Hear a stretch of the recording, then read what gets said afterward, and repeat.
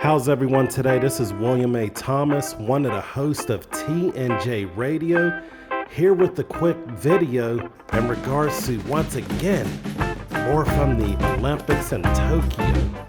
Now, we've had our share of different occurrences going on in regards to the Olympics in Tokyo, from different athletes getting disqualified to other athletes having issues in regards to the uniform.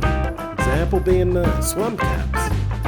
But lately, the uniform has struck as an issue in another country. So, we're going to go over to Norway, guys.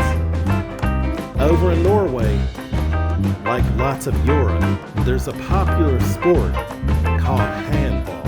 Now, for those of you who don't know, handball is just a variation, kind of like soccer, kind of like basketball, kind of like hockey in some ways.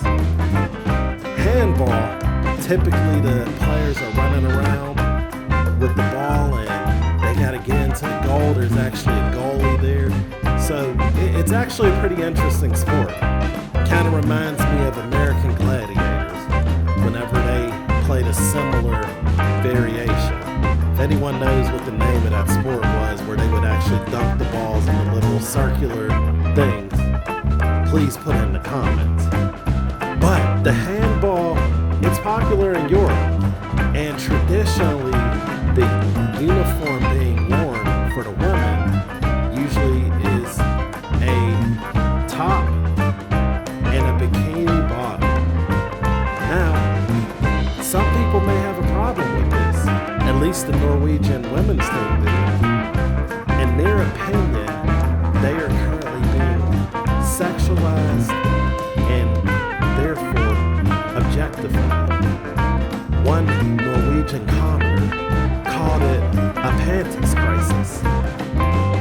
The Norwegian beach handball team's rebellion against what they say is uncomfortable and degrading attire has really been going on. It's landed in the spotlight only in the last couple of days, but I'm pretty sure that if there's not some type of resolution this year, that it may be something that ends up coming up next year, because they were basically willing to get fined any day that they didn't have on the proper attire. The Norwegian Handball Association has long been pushing for international regulation demanding tight-fitting sports bras and bikini bottoms to be abolished. Now you can actually see in the picture above that the Norwegian handball team, they're actually wearing shorts in this picture here. This is what they say they would prefer to wear.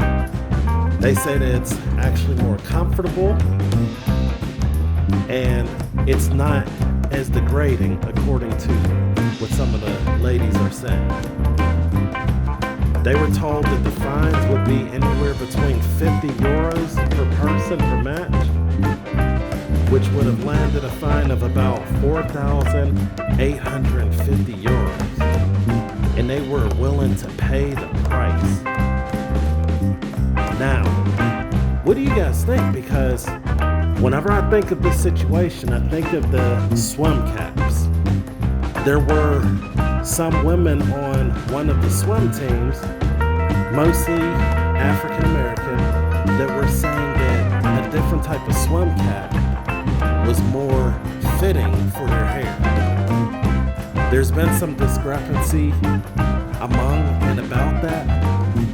So I'm not sure how exactly that works or what's really important in regards to it. As far as I'm concerned, it's a swim cap, it's hair. As far as I'm concerned with the Norwegian handball team, you know, it's shorts. But the problem for both of these situations is the uniform is the uniform. And I understand that there may be discomfort in those type of situations. And there should be some type of drive to try to get legislation or at least the board rules to be able to get changed. But in the midst of it, with anything, if you decide to go against the uniform, that's whether on a professional team, that's whether in America where they may not be able to wear certain things that are not covered by their sponsors, they may not even be able to drink certain things that are by an opposing sponsor. For example, someone who is sponsored by Powerade cannot be seen holding a Gatorade. They either have to pull a Powerade up or they have to pull the label up, or just don't have it nearby at all. But this is the nature of once you get into professional sports. And it is possible that maybe the bikini bottoms are, used for the sexualized aspect. Maybe in their opinion, that's what draws people to the game. That's always a possibility. And it's all, let's be real, we know that's probably the probability. That's what sells. But there's going to be a decision that has to be made. Do you continue on and take the fine based off of what you believe in? Or do you just go by what the rules say and fight the rules in the long run? Because that's the choice that a lot of people are having to make, not in professional sports, but in everyday life. I want you guys to let that sink in. With that, that's your sip of T&J.